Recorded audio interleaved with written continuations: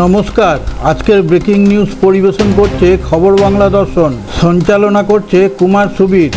আপনারা এই মুহূর্তে দেখতে পাচ্ছেন ভারতের প্রধানমন্ত্রী নরেন্দ্র মোদীর সঙ্গে মহাকাশে থাকা শুভাংশুর কথাবার্তা এবং মহাকাশের বিবরণ। शुभांशु नमस्कार। आप आज मातृभूमि से, नमस्कार।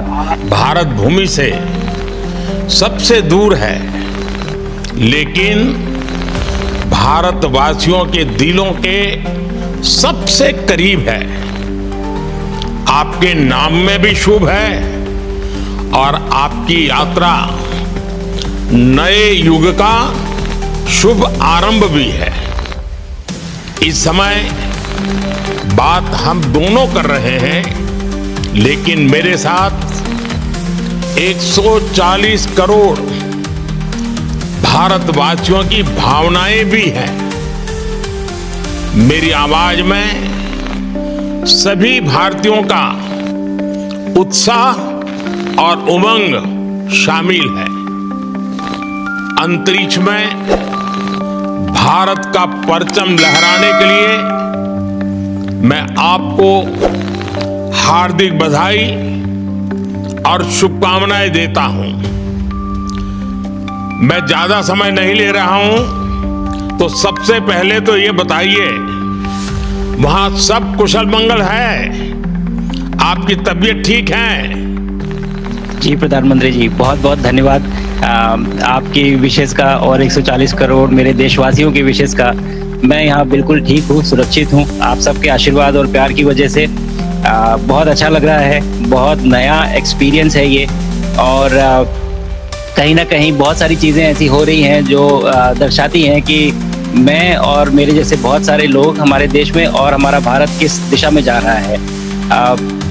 ये जो मेरी यात्रा है, ये पृथ्वी से ऑर्बिट की 400 किलोमीटर तक की जो छोटी सी यात्रा है, ये सिर्फ मेरी नहीं है। मुझे लगता है कहीं ना कहीं हमारे देश की भी यात्रा है। बिकॉज जब मैं छोटा था, मैं कभी सोच नहीं पाया कि मैं एस्ट्रोनॉट बन सकता हूँ, लेकिन मुझे लगता है आपके नेतृत्व में आज का भारत ये मौका देता है और उन सपनों को साकार करने का भी मौका देता है। तो ये बहुत बड़ी उपलब्धि है मेरे लिए, और मैं बहुत गर्व फील कर रहा हूँ कि मैं यहाँ पे अपने देश का प्रतिनिधित्व कर पा रहा हूँ। धन्यवाद प्रधानमंत्री। शुभ। आप दूर अंतरिक्ष में है, जहां ग्रेविटी ना के बराबर है, पर हर भारतीय देख रहा है कि आप कितने डाउन टू अर्थ है। आप जो गाजर का हलवा ले गए हैं, क्या उससे अपने साथियों को खिलाया? जी प्रधानमंत्री जी, ये कुछ चीज़ें मैं अपने देश की खाने की लेके आया था, जैसे गाजर का हलवा, मूंग दाल का हलवा और आमरस। और मैं चाहता था कि ये बाकी भी जो मेरे साथी हैं, बाकी देशों से जो आए हैं, वो भी इसका स्वाद लें और चखें, जो भारत का जो रिच कुलिनरी हमारा जो हेरिटेज है उसका एक्सपीरियंस ले। तो हम सभी ने बैठ के इसका स्वाद लिया साथ में, और सबको बहुत पसंद आया। है कि कब वो नीचे आएंगे और हमारे देश आए और इनका स्वाद ले सके हमारे साथ। शुभ। परिक्रमा करना भारत की सदियों पुरानी परंपरा है।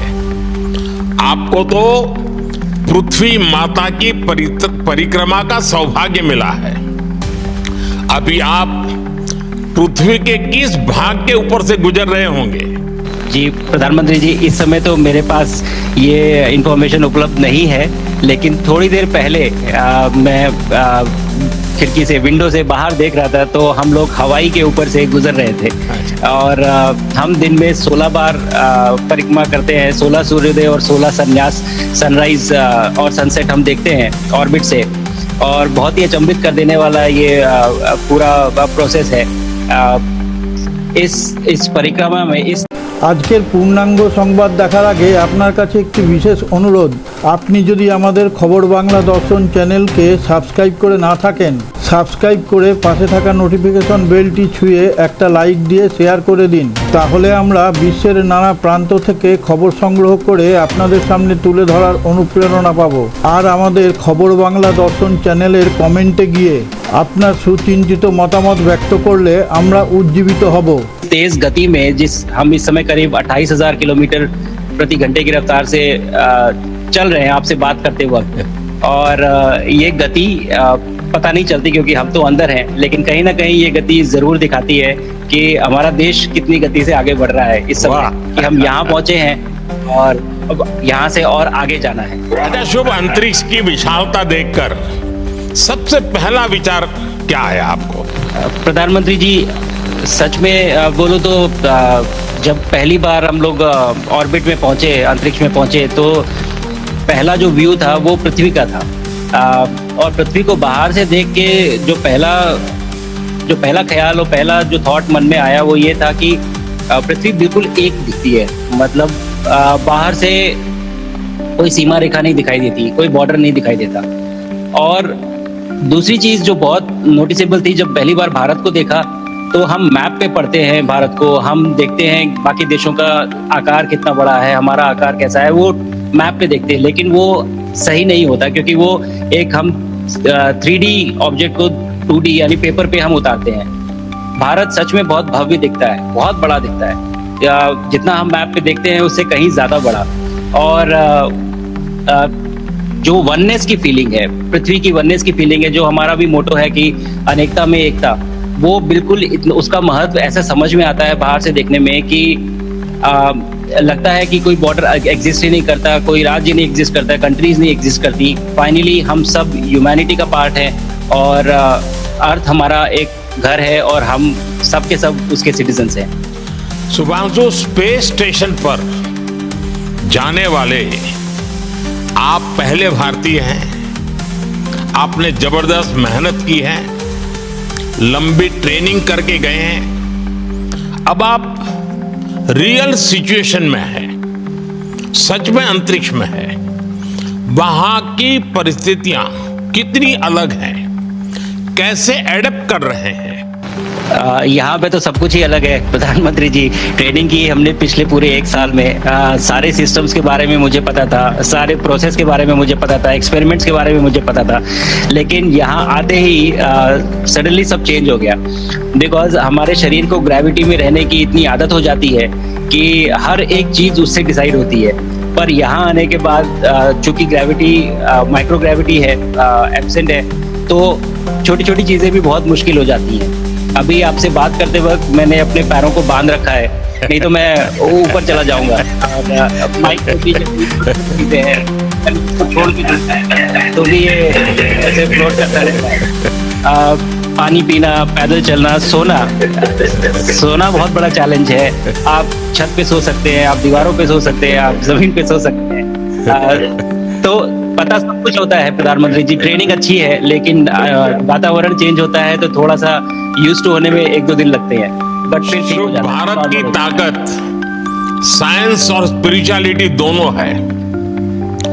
आप अंतरिक्ष यात्रा पर हैं, लेकिन भारत की यात्रा भी चल रही होगी, भीतर में भारत दौड़ता होगा।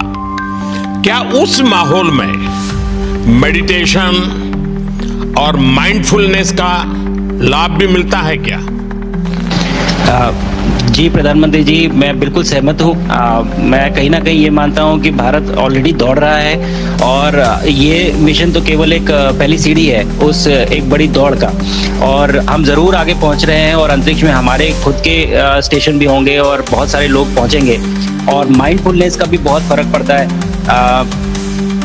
बहुत सारी सिचुएशंस ऐसी होती हैं नॉर्मल ट्रेनिंग के दौरान भी या फिर लॉन्च के दौरान भी, जो बहुत स्ट्रेसफुल होती हैं, और माइंडफुलनेस से आप अपने आप को उन सिचुएशंस में शांत रख पाते हैं, और अपने आप को काम रखते हैं, अपने आप को शांत रखते हैं, तो आप अच्छे डिसीजन ले पाते हैं। कहते हैं कि दौड़ते हुए भोजन कोई भी नहीं कर सकता, तो जितना आप शांत रहेंगे उतना ही अच्छे से आप डिसीजन ले पाएंगे। तो आई थिंक माइंडफुलनेस का बहुत इंपॉर्टेंट रोल होता है इन चीज़ों में। तो दोनों चीज़ें अगर साथ में एक प्रैक्टिस की जाएं तो ऐसे एक चैलेंजिंग एनवायरनमेंट में या चैलेंजिंग वातावरण में मुझे लगता है ये बहुत ही यूजफुल होंगी और बहुत जल्दी लोगों को अडेप्ट करने में मदद करेंगी।